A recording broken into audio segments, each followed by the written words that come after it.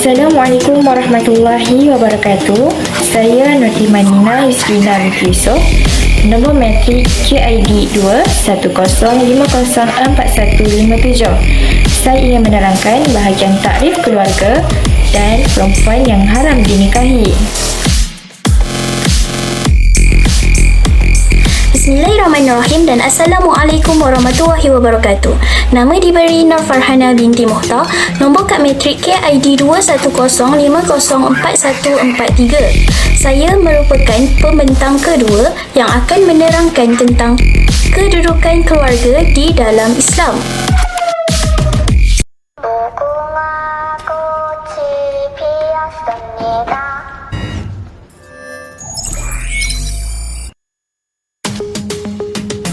Bismillahirrahmanirrahim. Takrif keluarga. Apa itu takrif keluarga?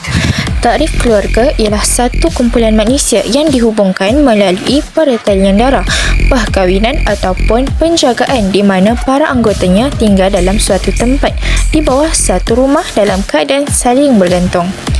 Ia merupakan unit terkecil dalam sesebuah masyarakat yang asasnya terdiri daripada orang tua dan anak. Orang tua tersebut ada baik secara berpasangan iaitu sebagai suami isteri atau tunggal sama ada kerana kematian pasangan iaitu duda atau janda maupun penceraian dengan pasangan tersebut.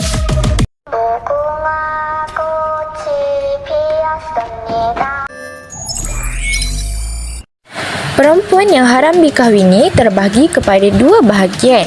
Yang pertama, haram selama-lamanya dan yang kedua, haram untuk sementara waktu. Apa itu haram selama-lamanya? Maksud haram selama-lamanya ialah perempuan yang haram dikahwini oleh seorang lelaki untuk selama-lamanya walau bagaimanapun keadaan dan ketika. Apakah sebab pengharaman selama-lamanya? Yang pertama, hubungan keturunan iaitu nasab. Yang kedua, hubungan perkahwinan dan yang ketiga, faktor penyusuan. Orang yang haram kerana hubungan keturunan iaitu nasab. Yang pertama, ibu, nenek sebelah ibu dan nenek sebelah bapa. Yang kedua, anak perempuan, cucu perempuan dari anak lelaki dan cucu perempuan dari anak perempuan. Yang ketiga, adik-beradik perempuan seibu sebapa atau sebapa atau seibu. Yang keempat, anak perempuan kepada adik-beradik lelaki yang seibu sebapa atau sebapa atau seibu. Yang kelima, anak perempuan kepada adik-beradik perempuan yang seibu sebapa atau sebapa atau seibu. Yang keenam, ibu saudara sebelah bapa iaitu adik-beradik perempuan kepada bapa. Begitu juga ibu saudara sebelah bapa sebapa dan ibu saudara sebelah bapa seibu.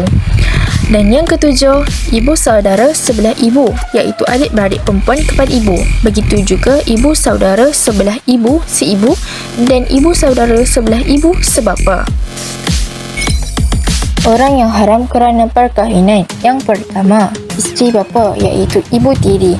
Haram juga mengahwini isteri datuk iaitu nenek tiri sebelah bapa dan isteri datuk sebelah ibu.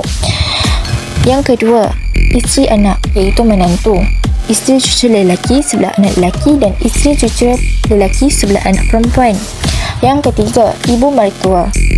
Yang keempat, anak perempuan kepada isteri iaitu anak tiri. Anak tersebut diharamkan berkahwin dengan bapa tiri selepas bapa tiri tersebut bersetubuh dengan ibunya.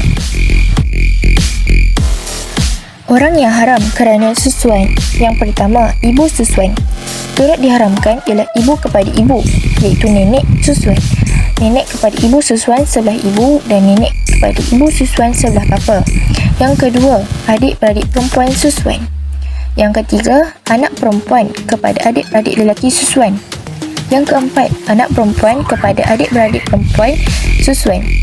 Yang kelima, ibu saudara susuan iaitu adik-beradik susuan dengan bapamu. Yang keenam, ibu saudara susuan iaitu adik-beradik susuan dengan ibumu. Yang ketujuh, anak perempuan susuan iaitu anak perempuan yang menyusu dengan isterimu. Ini bererti kamu menjadi bapa susuannya. Orang yang haram berkahwin dengan susuan disebabkan hubungan perkahwinan. Yang pertama, ibu mertua susuan iaitu ibu yang menyusukan isteri kamu. Yang kedua, anak tiri susuan iaitu perempuan yang disusu oleh isterimu tetapi dari susu suami yang lain. Yang ketiga, isteri bapa iaitu ibu tiri susuan iaitu isteri bapa susuan yang kamu menyusu dengan isterinya yang kedua. Yang keempat, isteri anak iaitu menantu susuan iaitu isteri kepada lelaki yang disusu oleh isterimu.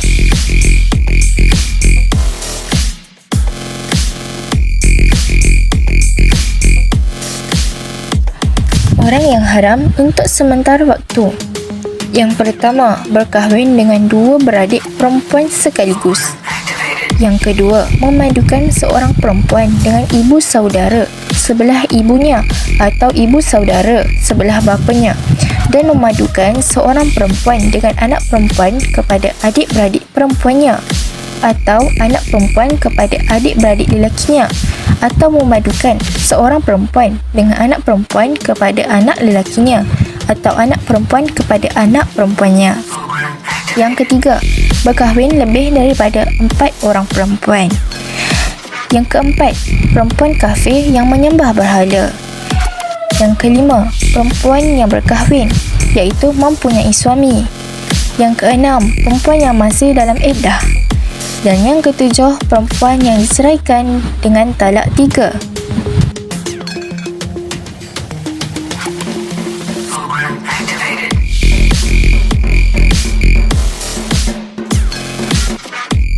Islam menekankan pentingnya pernikahan dan keluarga serta menjadikannya sebagai amal ibadah dan sunnah para Nabi. Nabi Muhammad bersabda, "Tetapi aku berpuasa dan berbuka, aku solat, aku juga tidur dan aku juga menikahi wanita. Barang siapa yang tidak suka akan sunnahku, maka dia bukan golonganku."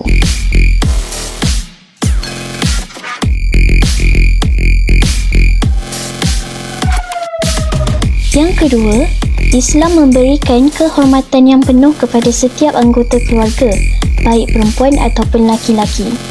Kerana itu, Islam memberikan tanggungjawab besar kepada ayah dan ibu untuk mendidik anak-anaknya. Diriwayatkan dari Abdullah bin Umar radhiyallahu anhu bahawa dia mendengar Rasulullah bersabda, "Setiap kalian adalah pemimpin dan akan dimintai pertanggungjawaban terhadap yang dia pimpin. Seorang imam adalah pemimpin dan akan dimintai pertanggungjawaban terhadap rakyatnya. Seorang lelaki adalah pemimpin bagi keluarganya dan dia akan dimintai pertanggungjawaban terhadap keluarganya.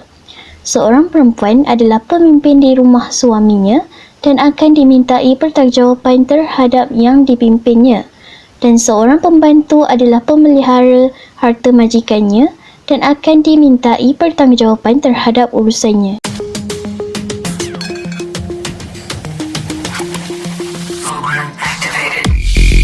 Kedudukan keluarga di dalam Islam yang ketiga ialah Islam menekankan pentingnya penghormatan dan penghargaan untuk ayah dan ibu serta mewajibkan anak agar memelihara dan menaati keduanya sampai tutup usia. Ketika anak sudah dewasa, baik laki-laki maupun perempuan, dia tetap diwajibkan untuk menaati kedua orang tuanya dan berbuat baik kepada mereka berdua. Taat kepada kedua orang tua merupakan bahagian dari ibadah kepada Allah. Islam juga melarang seorang anak bersikap lancang dan meninggikan suara di hadapan kedua orang tuanya, apalagi membentak keduanya.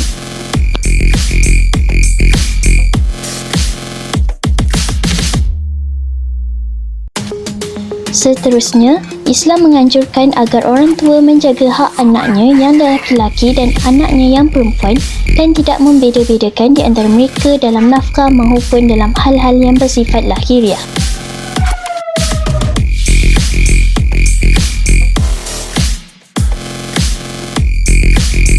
Kedudukan keluarga dalam Islam yang terakhir ialah Islam mewajibkan silaturahim kepada setiap Muslim. Artinya adalah agar seseorang tetap mengunjungi saudara dari ibunya dan saudara dari bapaknya, seperti mengunjungi saudara laki-lakinya dan juga saudara perempuannya. seperti mengunjungi saudara laki-lakinya dan juga saudara perempuannya, saudara dari bapaknya dan anaknya, dan saudara dari ibunya dan anak-anaknya, dan menjadikan silaturahim itu sebagai bentuk ketaatan kepada Allah. Islam juga mengingatkan bahawa orang yang memutuskan tali silaturahim bererti telah mengerjakan dosa besar.